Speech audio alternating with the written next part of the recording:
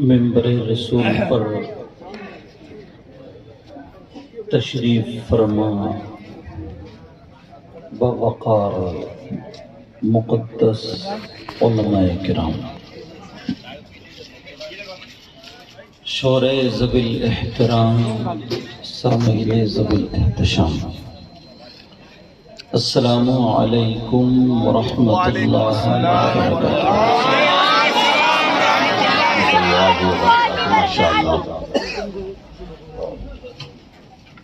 الحمدللہ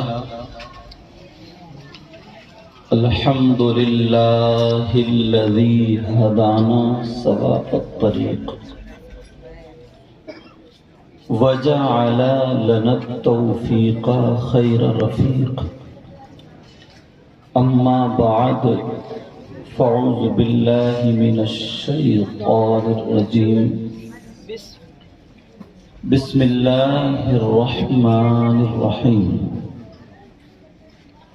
وَلْتَكُن مِّنكُمْ أُمَّةٌ يَدْعُونَ إِلَى الْخَيْرِ وَيَأْمُرُونَ بِالْمَعْرُوفِ وَيَنْهَوْنَ عَنِ الْمُنكَرِ وَأُولَئِكَ هُمُ الْمُفْلِحُونَ۔ صدق اللہ مولانا العظیم وبلغنا رسولہ النبی الامین المتین الکریم، ونحن علی ذلک لمن الشاہدین والشاکرین، والحمد للہ رب العالمین۔ ساری کائنات کے مالک و مختار، فخر موجودات، باعث تخلیق کائنات، جناب احمد مجتبی محمد مصطفیٰ صلی اللہ تعالی علیہ وسلم کی بارگاہ عالی شان میں غلامی کا ثبوت دیتے ہوئے پورا مجمع جھوم کر کے درود شریف کا نذرانہ پیش کریں۔ اللہم صلی علی سیدنا ومولانا محمد وعلی سیدنا ومولانا محمد وبارک وسلم، صلاۃ و سلام علیک یا رسول اللہ صلی اللہ تعالی علیہ وسلم۔ حضرات، آج کا یہ عظیم الشان پروگرام اللہ کے فضل و کرم سے کامیابی کی منزلیں طے کر رہا ہے۔ ممبر شریف پر بڑی بڑی عبقری شخصیتیں موجود ہیں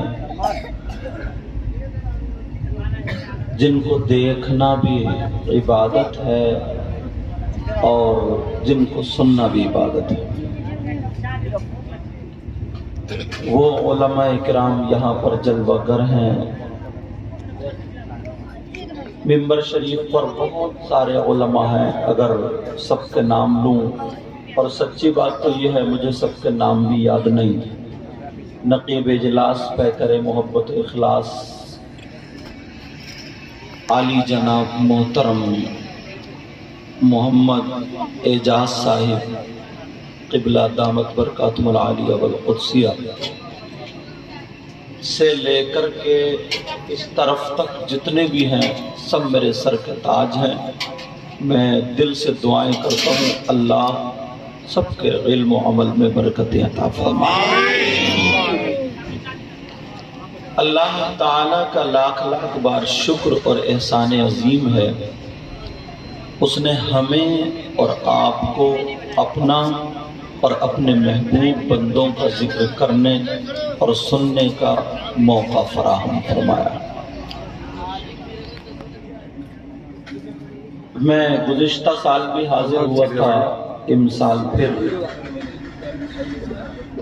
کچھ چیزیں ایسی ہوتی ہیں جو خود بخود وہ بلوا لیتی ہیں۔ میں تقریر کرنے آیا، چلا جاؤں گا، شاعر صاحب آئے چلے جائیں گے اور علماء آئے چلے جائیں گے، مگر یہاں پر جو نوجوانوں میں رنگ دیکھا حضرت، 15 سال سے 20 سال کے بچوں میں جو رنگ دیکھا، جو لگاؤ دیکھا، جو دینی سوجھ اور بوجھ دیکھی،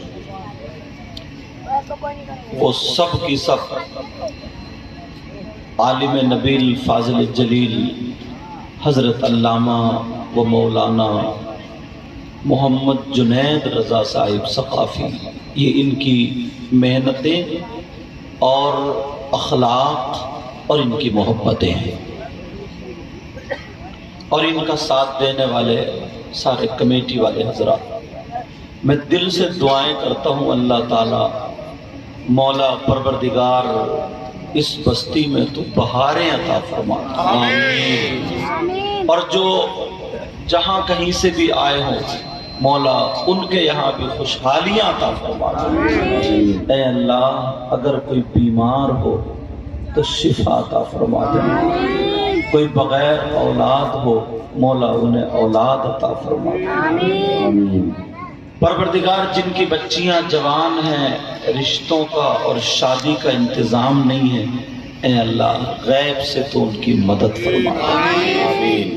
مولا پروردگار ہماری آج کی اس بزم کو قبول و منظور فرما کر ہم سب کے لیے یہی ذریعہ نجات بنا دے۔ درود شریف پڑھیں۔ اللہم صلی علی سیدنا و مولانا محمد وعلی آل سیدنا و مولانا محمد وبارک وسلم صلاة و سلاما علیک یا رسول اللہ۔ آج میں آقا علیہ السلام کی زندگی کے کچھ لمحات اٹھاؤں گا اور اس میں آپ کی اصلاح کرنے کی کوشش کروں گا۔ جو سیرت بیان کروں گا آج وہ آقا کی زندگی کے چند لمحات کو جوڑ کر کے بیان کروں گا۔ ہم اور آپ عشاء کے بعد سے سن رہے ہیں، اب پہلا سبق یہاں سے شروع کریں گے۔ ہم دنیا پر تشریف لائے، ہم سے اوپر ہمارے ماں باپ، نیچے اولاد اور بیچ میں ہم، اوپر نیچے اور ہم، یہ ذہن میں رکھنا۔ اب دو ہوتے ہیں مرد اور عورتیں، دو پہلو انسانوں میں، کتنے بولو؟ دو پہلو، مرد اور عورتیں انسانوں میں، مذکر اور مؤنث۔ اب ذرا پوچھیں، اللہ کے رسول صلی اللہ تعالی علیہ وسلم سے ذرا پوچھیں، یا دینیات کا مطالعہ کریں تو اس کا نچوڑ نکالیں کیا کہ مردوں پر، مرد کے باپ بھی ہیں، ماں بھی ہے، بیوی بھی ہے، اولاد بھی ہے، پورا جڑا ہوا ہے رشتہ داری سے، مگر پوچھو مردوں پر سب سے زیادہ حق کس کا ہے؟ یہاں سے شروع کرو، مردوں پر سب سے زیادہ حق کس کا ہے؟ آپ کے بیٹے بھی ہوں گے، آپ کی بیٹی بھی ہوں گی، آپ کی بیوی، آپ کے ماں باپ بھی ہوں گے، داماد بھی ہوں گے، بھتیجے، بھائی، رشتہ دار سب کے سب ہوں گے، مگر اسلام سے پوچھو، اسلام تو بتا مردوں پر سب سے زیادہ حق کس کا ہے؟ بیوی کا ہے یا ماں کا ہے یا باپ کا ہے، بھائی کا ہے، بہن کا ہے، پڑوسی کا ہے، بیٹے کا ہے، چچا کا، تاؤ، خالو، ماموں، تمام رشتہ داروں میں سب سے زیادہ کس کا ہے؟ تو اسلام یہ کہتا ہے مردوں میں سب سب سے زیادہ حق یعنی مردوں پر سب سے زیادہ اس کی ماں اور باپ کا ہے۔ بے شک کس کا بولو؟ ماں اور باپ کا۔ بیٹی سے زیادہ ماں کا اور باپ کا، بیٹے سے زیادہ ماں کا اور باپ کا، بیوی سے زیادہ ماں کا اور باپ کا۔ جب بیٹی بیٹے اور بیوی رہ گئے، ان سب سے زیادہ ماں باپ کا۔ اب جلسے میں آپ نبی کا نعرہ لگانے کے لیے آئے، نبی کا ذکر کرنے اور سننے کے لیے آئے۔ اب ذرا سینے پہ ہاتھ رکھ کے بتانا ہوگا اور دیکھنا ہوگا نبی کی جو تعلیم ہے، نبی کا جو پیغام ہے، ہم اس پہ کتنے کھرے اتر رہے ہیں۔ ایمانداری سے بتانا ہوگا جتنا خیال ہم اپنی اولاد کا رکھتے ہیں، اتنا خیال اپنی ماں کا اور باپ کا رکھتے ہیں یا نہیں رکھتے ہیں۔ جتنا ہم اولاد کو دیکھتے ہیں، اتنا اپنی ماں اور باپ کو دیکھتے ہیں یا نہیں دیکھتے ہیں، یہ تمہیں دیکھنا ہوگا۔ ہمارا کام بیان کرنا۔ اللہ سمجھ ذرا سنو، آقا کے تمام ارشادات اس کے متعلق تلاشو تو یہی ملے گا، مردوں پر سب سے زیادہ حق اس کی ماں اور باپ کا۔ کس کا بولو؟ مردوں پر۔ ابھی عورتوں کی بات نہیں کر رہا ہوں۔ بے شک۔ اب اگر کوئی عورت پوچھ لے اور مجھے پتا چلا ماشاءاللہ کل عورتوں کا پروگرام ہوگا، ضرور اپنی اپنی بچیوں گھر کی خواتین کو بھیجنا، بڑی بڑی شاندار عالمہ بہت اچھی تقریر کرنے کے لیے آ رہی ہیں تاکہ ان کو پتا چلے عورتوں پر ان کے بھی یہی رشتہ دار 2 بجے سے 5 بجے تک بھی بنو بارات گھر۔ اب ذرا سنو، عورتوں کے بھی یہی رشتہ دار، ان کی بھی ماں، ان کا بھی باپ، ان کے بھی بچے، ان کے بھی شوہر۔ اب ذرا اسلام سے پوچھو عورتوں پر سب سے زیادہ کس کا ہے؟ دونوں پہلو کو آگے بڑھاؤ۔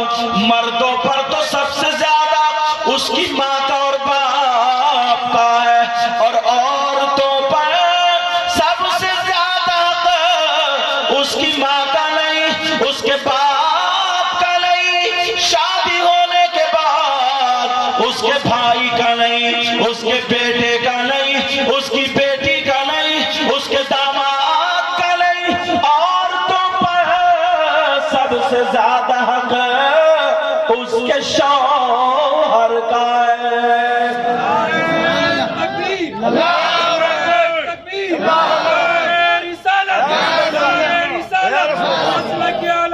زندہ باد، زندہ باد، زندہ باد،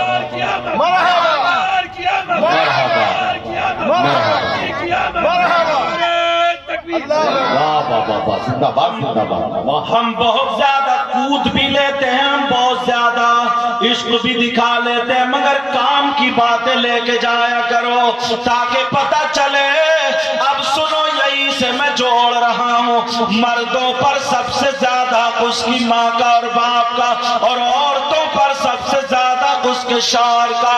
اب مسئلہ یہ ہے، اگر ایک طرف تمہاری بیوی کھڑی ہو اور ایک طرف تمہاری ماں کھڑی ہو اور ایک طرف تمہاری اولاد کھڑی ہو، ایک طرف تمہاری ماں کھڑی ہو، تو کان کھول کے سن لو۔ اب ذرا ادھر جاؤ، ادھر جاؤ، کدھر جاؤ گے؟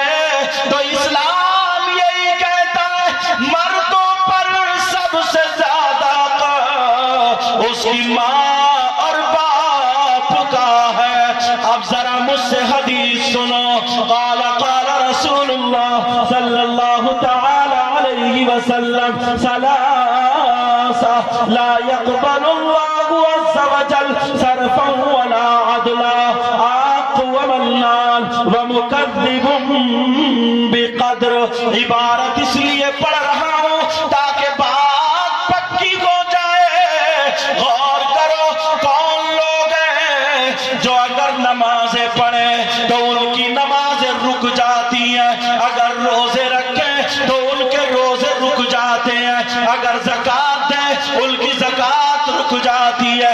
مطلب یہ ہے اگر نماز پڑھے تو ان کی نماز قبول نہیں ہوتی, اگر روزے رکھے تو ان کے روزے قبول نہیں ہوتے, اگر زکات دے تو زکات قبول نہیں, اگر حج کرے تو حج قبول نہیں, چاہے کوئی مولانا ہو یا مفتی ہو, امام ہو یا مقتدی ہو, حاجی ہو یا نمازی ہو, جلسہ کرانے والا ہو یا متولی ہو, اگر کوئی بھی ہو وہ کون شخص ہے, ذرا تلاش ہو کون شخص ہے جو اگر جلسہ کرائے تو اس کا جلسہ قبول نہیں, تقریر کرے تو تقریر قبول نہیں, نعت پڑھے تو نعت قبول نہیں, نماز پڑھے تو نماز قبول نہیں.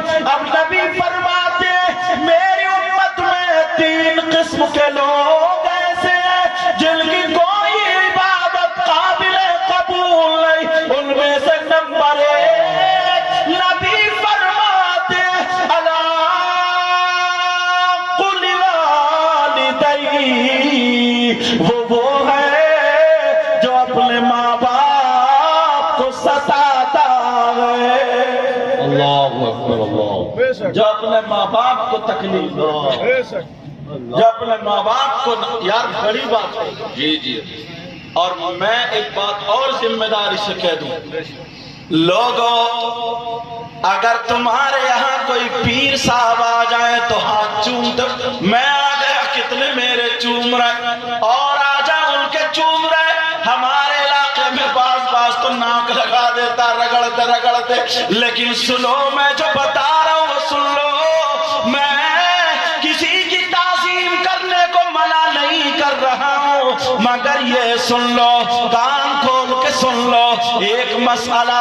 مفتیان کرام یہاں جلوہ گر ہے, اگر غلط بولوں تو مجھے پکڑ لیں گے, ورنہ میری بھی اصلاح ہو جائے گی. اور یاد رکھو پوری دنیا کے مولویوں سے ٹکرا لو, مفتیوں سے ٹکرا لو, کہیں کا بھی رہنے والا ہو, اگر غلط ثابت ہو جائے تو منہ مانگا انعام دے کر کے جاؤں گا. وہ مسئلہ کیا ہے؟ 1000 مولانا, 1000 پیر, 1000 مفتی اور زیادہ اگر ادھر لائن میں کھڑے ہو اور تمہارے ماں باپ ادھر ہو, اگر ماں باپ ناراض ہے تو تم ان کے کتنے ہی ہاتھ چومو, کتنے ہی نعرے لگاؤ, صبح سے شام تک تمہارے لیے دعائیں کرتے رہے. اگر ماں باپ ناراض ہے تو ایک کی بھی دعا تمہارے حق میں قابل قبول نہیں.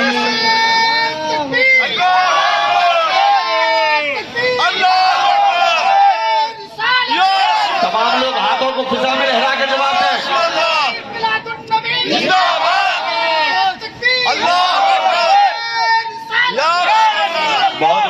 بات آ گئی ہے تو میں نے کہہ دی, توجہ رکھنا اس بات پر.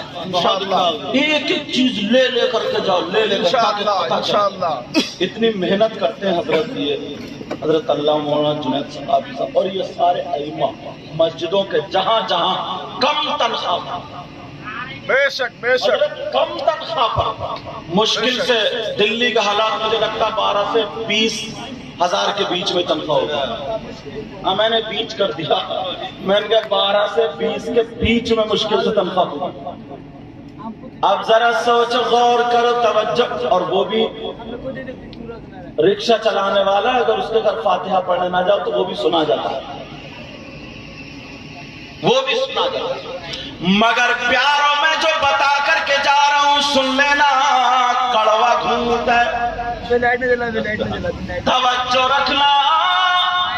نبی فرماتے اگر جس کی ماں ناراض, جس کے باپ ناراض, جس کے ماں باپ ناراض, اس کا نبی بھی ناراض, اس کا خدا بھی ناراض. اور جب نبی اور خدا ناراض تو تم اپنی مسجد میں نہیں حرم شریف میں نماز پڑھنے چلے جاؤ, خانہ کعبہ کو چوم کے مر جاؤ, کتنی نمازیں پڑھ لو, اگر نبی ناراض خدا ناراض تو تمہاری زندگی بے بے شک حق ہے۔ زندگی بیکار۔ اور ایک بات اور بتاؤں یہی ساتھ میں، تاکہ لوگ کہتے ہیں کہ صاحب یہاں یہ بات حضرت تھوڑی سی لگتی بھی آ رہی ہے، لوگ کہتے ہیں کہ صاحب پتہ نہیں کیا ہو گیا، گھر میں برکتیں نہیں ہوتی، کماتے بہت ہیں کچھ رکتا نہیں، کوئی ایسی چیز بتا دو حضرت، کوئی دعا کر دو، یوں کر دو، تو کر دو۔ اچھی بات، دعا کرایا کرو، اچھے لوگوں کے پاس جایا کرو، ائمہ کے پاس جایا کرو، کیونکہ ان کی زبان سے قرآن پڑھا جاتا ہے۔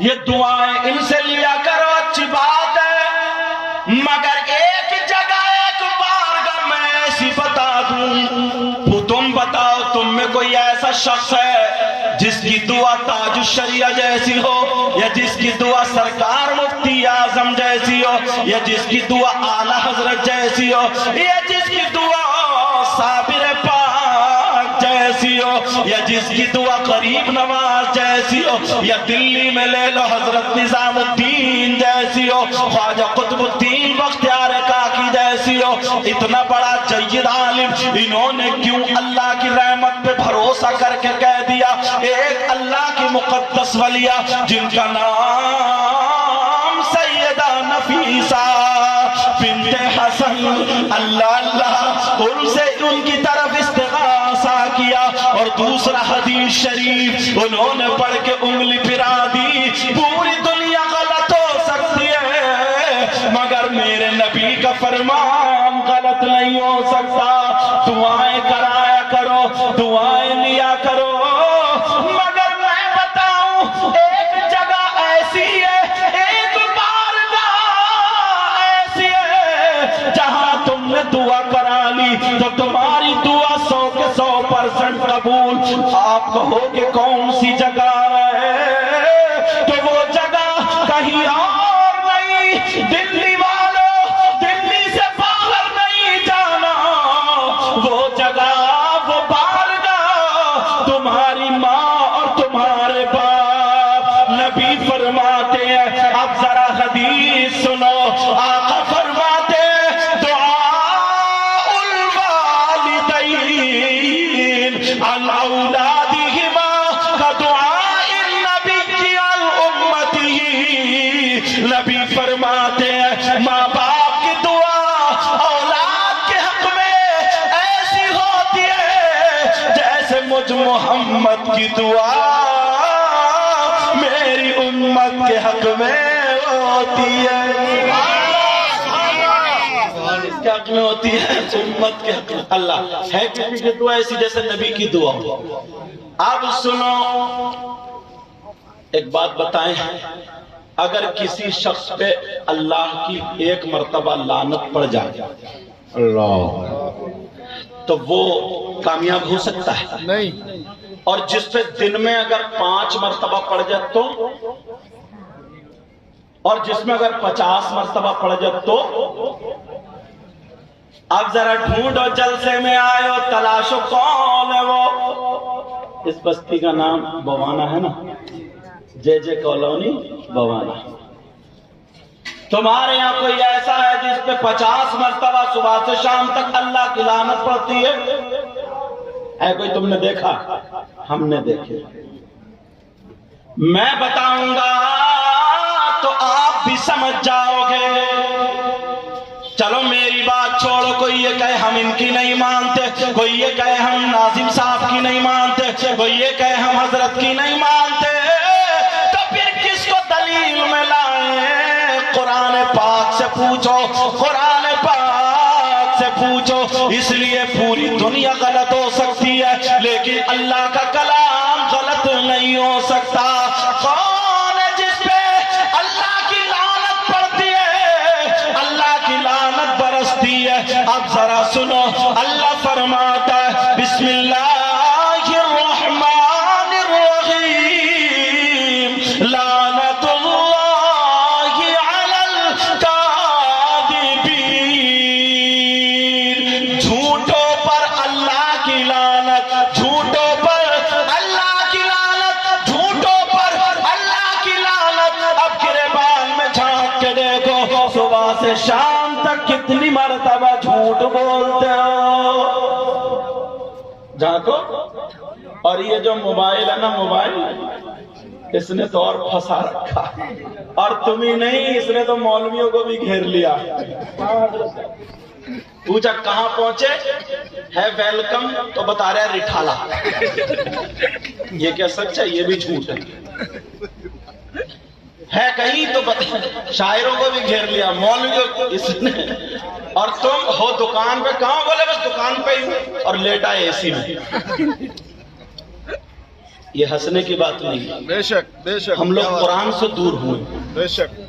جلسے اسی لیے ہوتے تاکہ تمہیں جگایا جائے، جلسے اسی لیے ہوتے تاکہ تمہیں قریدا جائے، تاکہ تمہیں تمہارے راستے پہ لا کے کھڑا کیا جائے.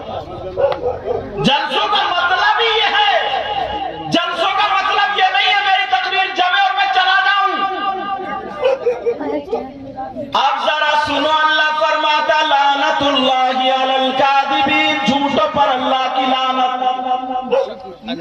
اب کتنے لوگ جھوٹ بولتے ہیں؟ ہر شخص 50 مرتبہ جھوٹ بولتا ہوگا. 50 مرتبہ. نہیں کوئی بات نہیں، پیو. گھر سے گئے، بیٹا بات نہیں کرو بابو، گھر سے گئے، بچے نے دامن پکڑ لیا. ابو کہاں جا رہے؟ بولے بیٹا میں تیرے لیے مٹھائی لینے جا رہی ہوں. یہ سچ ہے کیا؟ یہ بھی جھوٹ ہے. اب بتائیں، اسی لیے نبی نے فرمایا تھا، مسلمانوں سے کہا تھا، آپ لوگوں سے کہا تھا، اگر آپ 2 چیزوں کی حفاظت کر لیں جنت کی ضمانت میں لے لوں گا. ان میں سے ایک زبان اور دوسری شرمگاہ، ان 2 کی حفاظت کر لیں جنت کی ضمانت میں لے لوں گا. اب مجھے پتہ نہیں تمہارا کیا حال ہے، اور آپ کو پتہ نہیں میرا کیا حال ہے. آپ تو مجھے بڑا شریف سمجھ رہے ہیں اور میں آپ کو بڑا شریف سمجھ رہا ہوں، مگر اتنا بتاؤ، صرف آپ اپنا حساب رکھو، میں اپنا. اب گریبان میں چاک کر کے دیکھو ہم کتنی مرتبہ جھوٹ بولتے ہیں. اگر جھوٹ بول رہے ہو تو اللہ فرماتا ہے جھوٹوں پر اللہ کی لعنت ہے، اللہ کی لعنت. اگر اللہ کی لعنت سے بچنا چاہتے ہو تو آج اس جلسے سے تمہیں توبہ کر کے جانا ہوگا. ہاتھ اٹھاؤ سب لوگ، بولو جھوٹ تو نہیں بولو گے انشاءاللہ. بولو جھوٹ تو نہیں بولو گے انشاءاللہ. جھوٹ تو نہیں بولو گے انشاءاللہ. رکھ لو. اللہ آپ کو سلامت رکھے. آمین. بات سوچتا ہوگا جاتے ہی یہاں سے نکلتے پھینک دے گا 2-4 کچی بچی. ایک